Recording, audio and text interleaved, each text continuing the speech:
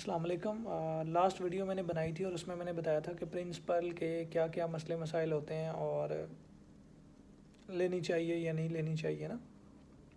تو آج کی ویڈیو میں آپ کو بتاؤں گا کہ پرنسپل کے جتنے بھی مسئلے ہیں، آیا وہ سسپینشن کا ہے، مطلب فرنٹ سسپینشن کا ہے، وہ گیئر کا ہے یا وہ ریئر سسپینشن کا ہے، تو ان مسئلوں کا سلوشن کیا ہے ہمارے پاس۔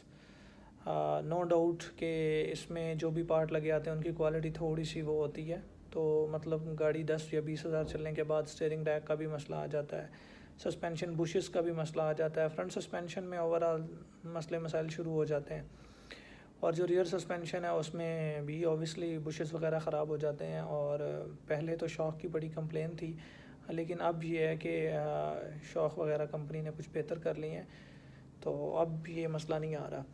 تو اگر فرنٹ سسپینشن کی بات کریں نا، تو فرنٹ سسپینشن میں یہ ہے کہ اس کو جو مطلب کافی ساری گاڑیوں کے نا پارٹ لگ جاتے ہیں، اس کو کسی اسپیسیفکلی ایک گاڑی کا نہیں لگتا، مطلب کچھ پارٹ ایسے ہیں جو آرے ہزار مطلب آلٹو 1000 سی سی ہے جو اس کے لگ جاتے ہیں، کچھ کلٹس کے لگتے ہیں، کچھ مہران کے لگتے ہیں، کچھ چیری شیورلیٹ کی گاڑی ہے اس کے لگ جاتے ہیں۔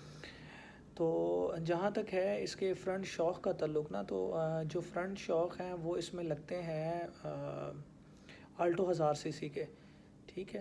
اور جو بیرنگ ہیں فرنٹ ویل بیرنگ وہ اس میں چیری کے لگتے ہیں، چیری شیورلیٹ کے، اور جو ہے اس کے بعد کنٹرول آرم ہے جسے چمٹے بھی کہتے ہیں اور بال جوائنٹ بھی کہتے ہیں، وہ لگتے ہیں اس میں مہران والے، کلچ پلیٹ بھی مہران والی لگ جاتی ہے اس میں۔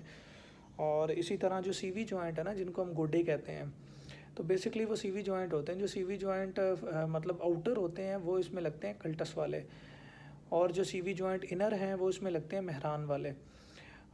تو اگر میرا خیال ہے اگر یہ ساری چیزیں ہم مارکیٹ سے لے کے لگا لیں اپنی گاڑی میں، تو جتنے بھی مسئلے مسائل آتے ہیں نا سسپینشن کے، وہ نہیں آئیں گے۔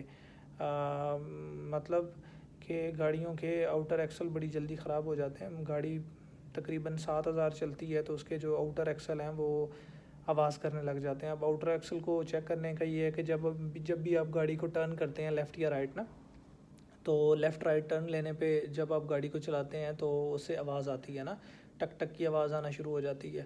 تو اسی طرح اگر آپ سیدھے جا رہے ہیں تو آپ کی گاڑی اگر آواز کر رہی ہے تو اس کا مطلب آپ کے انر کا مسئلہ ہے، انر آواز کر رہے ہیں، اور اگر آپ مطلب کسی ٹرننگ پوزیشن پہ گاڑی کو چلاتے ہیں تو گاڑی میں ٹک ٹک کی آواز آتی ہے، تو اس کا مطلب یہ ہے کہ گاڑی کے آؤٹر خراب ہیں۔ تو اسی طرح بیرنگ کا بھی بڑا مسئلہ آیا کہ وہ گونج آنا شروع ہو جاتی تھی بیرنگ کی، وہ گونج پھر سپیڈ کے ساتھ ساتھ بڑھتی ہے جب بھی بیرنگ کا فالٹ آتا ہے۔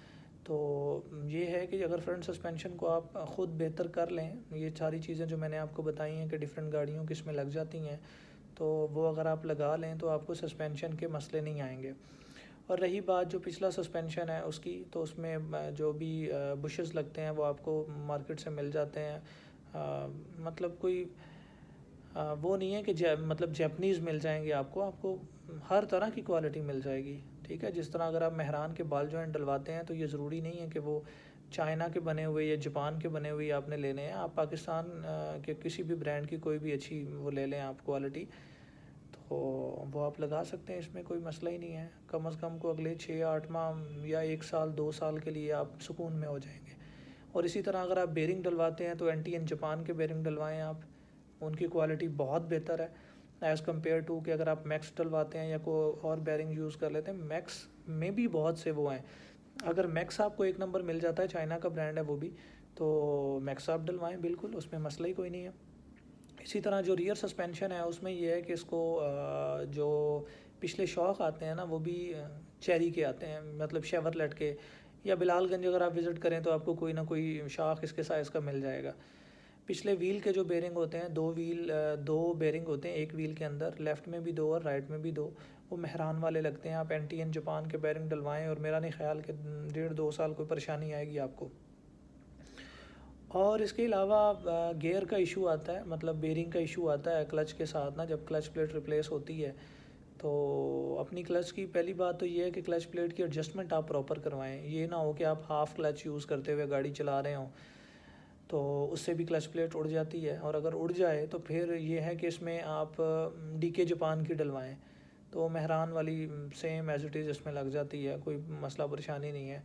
تو اگر آپ مطلب ٹوٹل ملا کے بھی اگر دیکھیں تو 50,000 کا خرچہ بنتا ہے، اور اگر آپ پرنسپل پہ یہ 50,000 اپنی جیب سے لگا دیتے ہیں، کمپنی چاہیے تو یہ تھا کہ یہ کمپنی اس کو مطلب اتنا امپروو کر دیتی اپنی پروڈکٹ کو کہ آپ کو ان سارے مسئلوں میں اور پریشانی میں آنا ہی نہ پڑتا. لیکن اگر کمپنی نہیں کر رہی تو کوئی پریشانی والی بات نہیں ہے. آپ نے اگر یوز کرنی ہے، مطلب ابھی تو اس کی قیمتیں بڑھ گئی ہیں. جن لوگوں نے 10 لاکھ یا 11 لاکھ میں یہ لی تھی ان کے مطلب بڑی اکنامیکل ہے اور فیول ایوریج بھی بڑی اچھی ہے، 14-15 آپ کو دیتی ہے. مطلب لانگ پہ بھی کوئی پریشانی نہیں اتنی آتی.